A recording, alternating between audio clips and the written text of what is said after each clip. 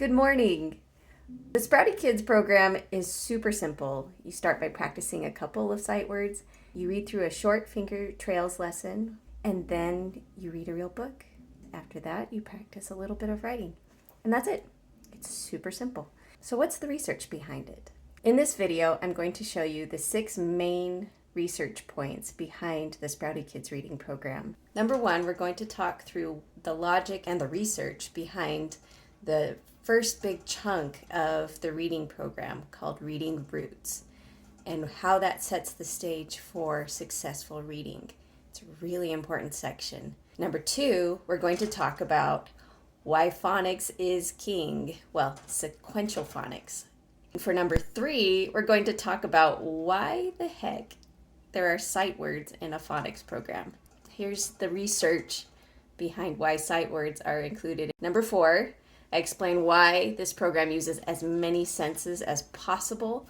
5, I explain the beauty of the Progressing Reader series and why it is so important to the solidification and joy of reading for your students, for your kids. Number 6, we talk about why we write at the end and how that helps solidify concepts that you've just learned about reading. All right, let's go. Let's do this. So the sun came up, which is great. We're going to start by talking about the Reading Roots section of the Sprouty Kids program because it is so important. And step one talks about environment. Studies have shown time and again that children who grow up in a house where reading is a normal, natural part of life, they tend to do better. There are so many things that you can do to promote this environment. I have it in the book, so we're not going to go through that, but the research behind it is that if there is literature regularly in the home, if you talk about the sounds of words, you talk about words just as a normal everyday thing, your children will do better than if you don't. So there's the research behind that. So step 2 in the Reading Roots section talks about recognizing sounds. And the research shows that recognizing sounds, there's a really interesting study on children who had chronic ear infections when they were younger and how that affects their abilities to read later. Is a study by Winskell in 2006. But I'll have everything listed below. We studied back in 2010, and it showed that children who hadn't learned to distinguish and connect different sounds, any sounds, when they were around 3-ish years old, had a harder time learning phonics and just how to read later on. In the Reading Roots section, I have activities such as you're listening to a song, and every time you hear a certain sound in the song, you go, oh, I hear that sound. Oh, there's that sound. That's it. That's all phonemic awareness is. It's just recognizing specific sounds. At least that's one aspect of phonemic awareness is recognizing specific sounds. Step 3 is another aspect of phonemic awareness, and that's recognizing patterns within literature. And these just as well have shown that if kids understand that there are patterns to reading, they have an easier time with reading. You can start this from infancy.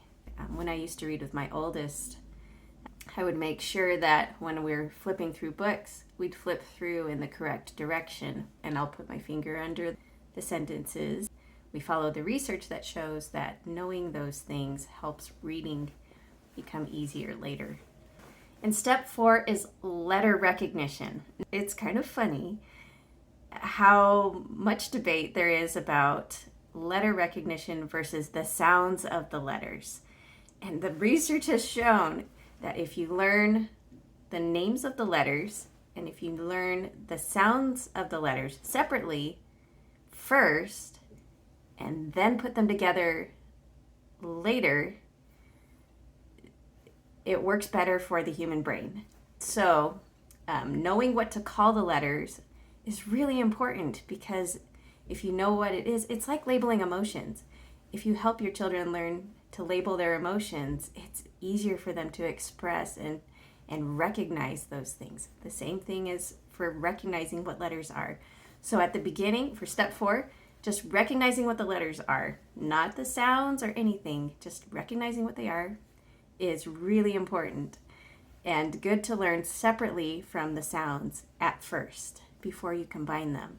So that brings us to step 5, where you take the sounds and you take the letters and you mush them together and create the magic that starts to be reading. The human brain develops more fully to distinguish symbolic meaning when you're about 6 or 7. Kids can do it earlier. I know this. And I'm teaching my 4-year-old to read right now because she's motivated. But it is very different than my 6-year-old who's also working on her reading. Around 6 or 7, that's when kids can think more clearly part versus whole and a little better symbolically. The reading roots section in my book, which is free, by the way, shows some games you can play to combine those two concepts of the letter names and the sounds. And then step 6 of reading roots is where the real reading magic happens. And the research shows that once they have all that foundation of knowing the letter sounds and recognizing patterns in reading and having that rich environment of reading just being a normal thing in their lives, that you're able to slowly tie the letters and the sounds together. And this is where you can start teaching real phonics and the clarity of those things. That's basically the reading roots, is those 6 little steps that'll get you up to being ready to do more specific phonics and a little bit of sight word reading. That takes me to number 2. Phonics is king. Let me explain why the sight word people are partially correct. When infants learn language, they learn it as a whole word. They learn dada, and they learn, well, my first word was chocolate, so chocolate. At least that's what my mom tells me. I believe it. I love chocolate. But you learn the word. You don't learn the little pieces of the word. You don't think of dada as D-A-D-A, and that makes dada. You learn the whole word, and that's how language is acquired. And so the whole language learning research shows that if you start kids learning to recognize a whole word as the thing, then they'll recognize that word. And that's great for when you're younger, when you're first starting out. But when you face a new word, how are you going to tell what it's saying? Reading is not a natural skill. Language is, but reading is a symbolic way of representing what you're saying. Written language is a code. There was a study in the early 90s, late 80s, where kids knew how to read words already, like bat and fat, but they didn't know their letter names. They didn't know the individual phonics or anything like that. They just knew a couple of whole words. If you held up a card, they could read it. I gave them the word fun and asked whether the word was fun or bun. Very few of the students could do this successfully. They couldn't break down the original word into phonemes and then transfer their knowledge of those phonemes to a new word.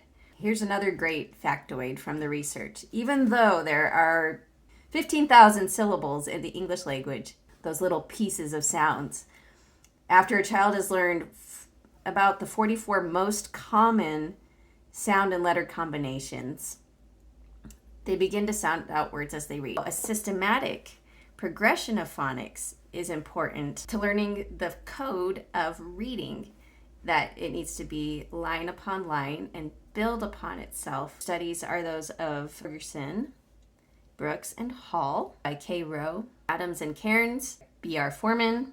They did different phonics programs. They did phonics programs that weren't systematic, that they just kind of randomly taught the skills.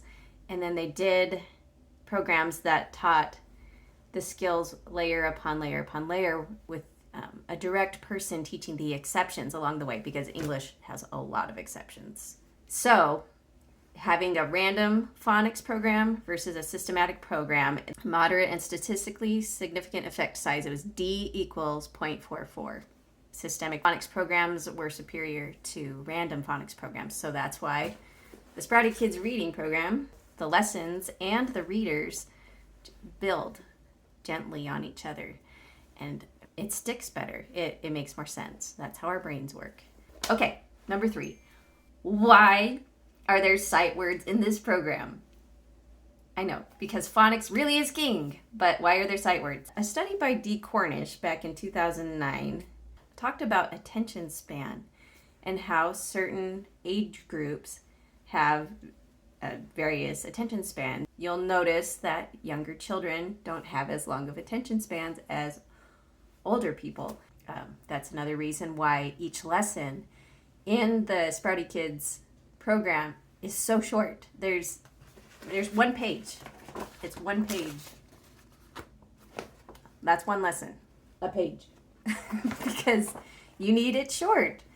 You need it short. You need to get through it. And some kids have even shorter attention spans, ADHD, or they're having learning struggles that they were born with. And so there's also,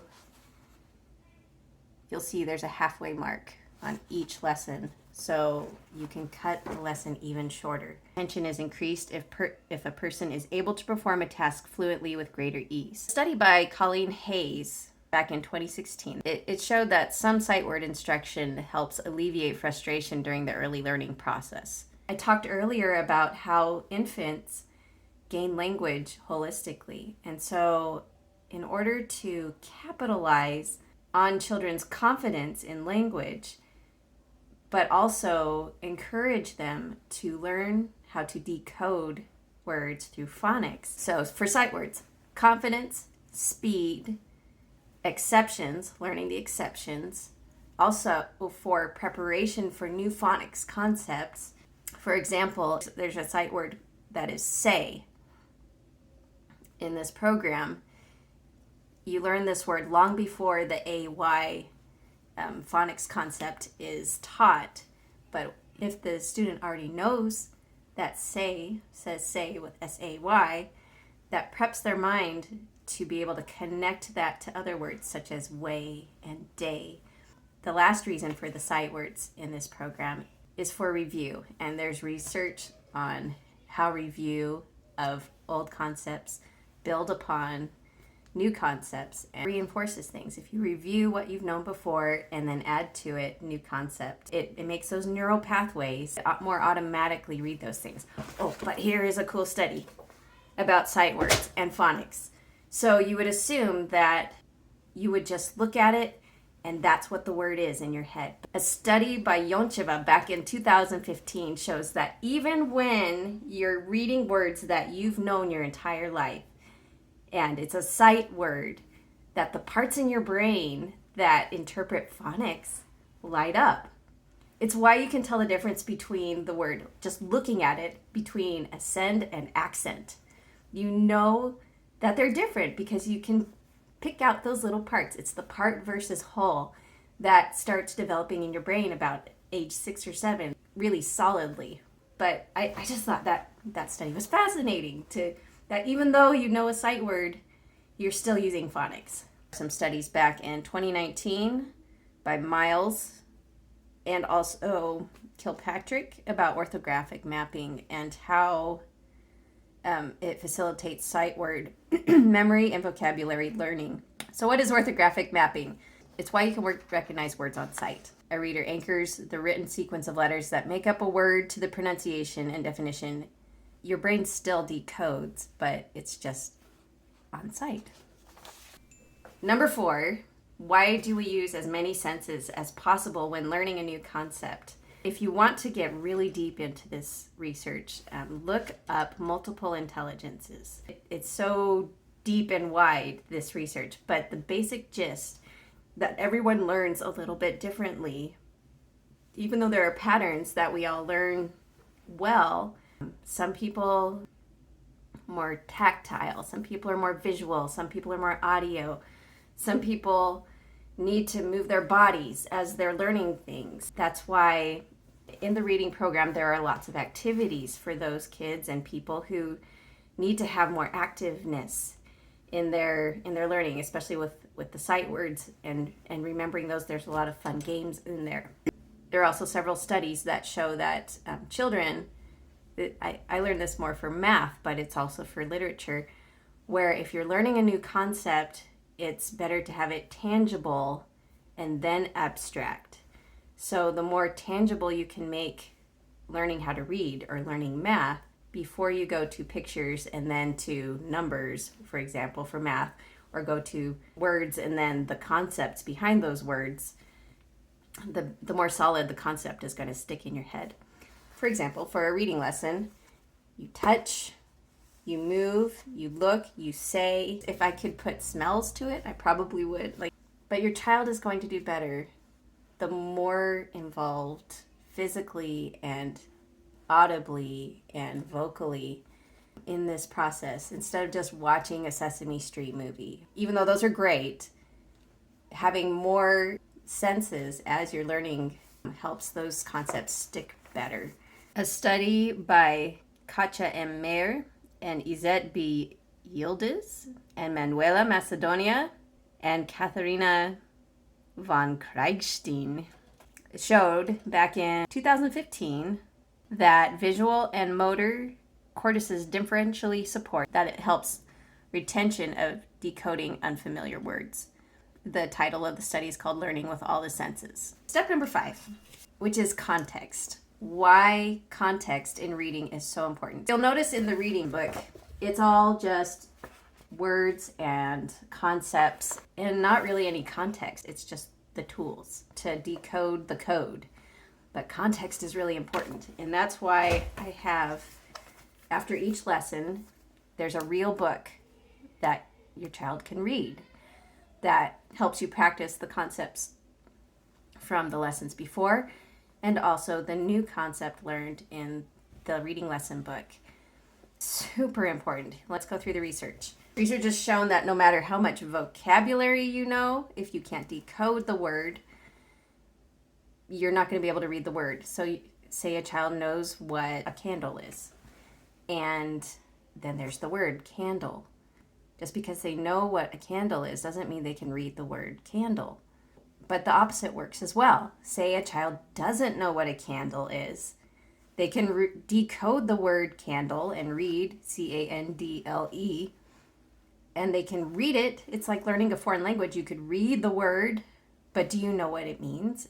The research shows that that's not going to stick in your head if you don't know what it means or you can't decode it. You need to have both things. So context is super important. And also to have a point to why you're even reading. So reading books together. This is my little plug for libraries. Yay, libraries. And also for the reader books. There was a study in the late 90s of 5-year-olds who'd not yet learned to read. And the researcher Victoria Purcell Gates discovered that after controlling for income and education and all the various things that contribute to that, no matter what their background was, that kids who had been read to more or read with their parents more had more literary language. They would say longer phrases. They had more sophisticated sentence structures. That's what it looks like when you're using these reading books. It is a parent or an older sibling, an older friend reading with the new reader. The study pointed out that an adult is more likely to explain when there's exceptions, help them catch and give that immediate feedback, which is so important to new readers. Plus, it gives a reason for why am I even learning how to read? You want to have a point to what you're learning. And so when you can immediately use the skills you just learned to read a fun story that has beautiful pictures and makes sense, it's just so much more rewarding. It's immediate gratification for a skill learned. A study by Lieberman in 1992 showed that making meaning requires more than phoneme awareness and phonics and reading fluency, although they're necessary. Good comprehenders link the ideas presented in print to their own experiences. The readers in my program have a lot of funny little stories, but they're also connected to issues that kids deal with at a young age, and adults too, at an old age. Things like bullying and friendship and weather and fear and showing ways you care. And I mean, there's 130 books. I can't list them all the concepts in them, but you get my meaning. Because you can make meaning by reading, the reading sticks better. You can just do the free reading book. You can do it and do the reading program and learn the skills. But unless you have something to practice and give meaning to it, it's not going to stick as well. So a student will read in the reader. They'll see the picture and they'll read, Shem had a dish full of yams. And giving that context, there's the yams, there's the dish, there's Shem. They can solidify in their minds that the words they're reading have more meaning than just sounding out letters. There was a study by Go in 1981 to guess the pronunciation of words from context. They can be predicted from the surrounding context only 10 to 20% of the time. He measured it because there was an argument. There are programs out there that teach reading through simply knowing the context of what the word is. So, for example, in those programs, you wouldn't know how to read yams yet, and you would read dish full of, and then you'd look at this picture. You'd have to look at all the clues to know what this word said, but that doesn't help you decode the word. A study by Lieberman in 1992 showed that kindergartners need a reason and a result for what they're learning. So after learning the concept in the reading program, the finger trails, having the readers to read right away and have a reason for learning what they just did helps the vocabulary, the language comprehension skills, and the familiarity with language structure, because there's a point to what you're learning.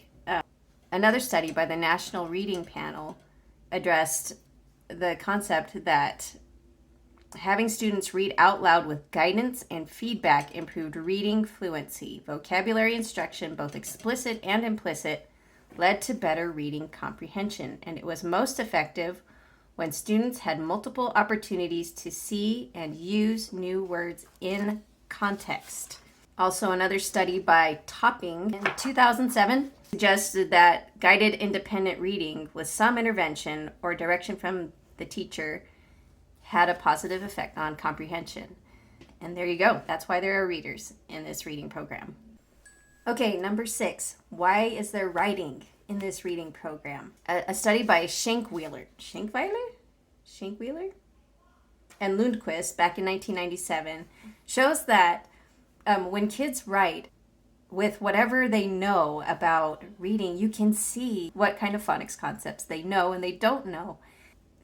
Sometimes they call it guessed writing, like people guess. It's incorrect spelling of words. So when you learn, you take in the information, you process it, and then if you're able to produce what you just learned, it makes it stick, and it makes it real for your head. And also it covers using all the different senses, like we talked about. So when kids are writing, they are practicing the concepts that they just learned in a very tangible way, and also that their brain is creating those words instead of just reading those words. I have a really good example. We do picture journals. That's one of the reading reinforcement activities in this program. And when my daughter writes in the picture journal, a lot of her words are not spelled right. Right. So in my daughter's picture journal, she knows how to write the word love because it's a sight word. But there are other words in here that you can see she's still learning to sound things out. But this is her practicing them. And you can see M-R, so mermaids, M-A-D-S, mermaids, so much, M-O-C-H. I love it. It's so cute. But you can see that she knows that O makes kind of a sound, and so she guessed at that letter. And that's really, really important because she's practicing over time, she's going to learn the correct spelling of these words.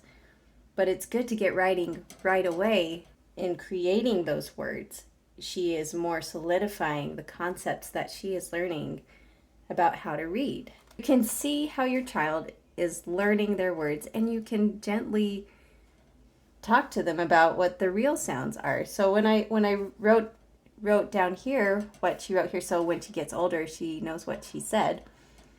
I wrote drawing, and I talked to her about how the sound at the beginning of drawing is drawing instead of drawing. And we talked about it, and in a very fun and light and no pressure way. I love her writing. There are so many reasons for writing afterwards, and there's the reason why I don't have a specific prescribed writing program, that there's a lot of options, is because choice is also really important in the learning process. And the more you feel like you have a choice about what you're reading and writing and having to do, the more you're willing to do those things. There is a lot of research behind being able to choose, especially when you're a young child. My little infographic, it says write according to your student's needs and desires. If your student needs to practice a little more of sight words, I have some sight word things that you can do. Or I always have the journal as an option, because writing in your journal, even as a grown-up, is really good for you. If you want to just learn more about the beauties of journal writing, look up Dr. Benjamin Hardy. He talks about it at length. But for kids, writing helps create what you've just taken in, and that reinforces the concepts that are being learned through this program. That's it. That's the research. That is why this program works so amazingly well. I have some fun news for you. This book is free.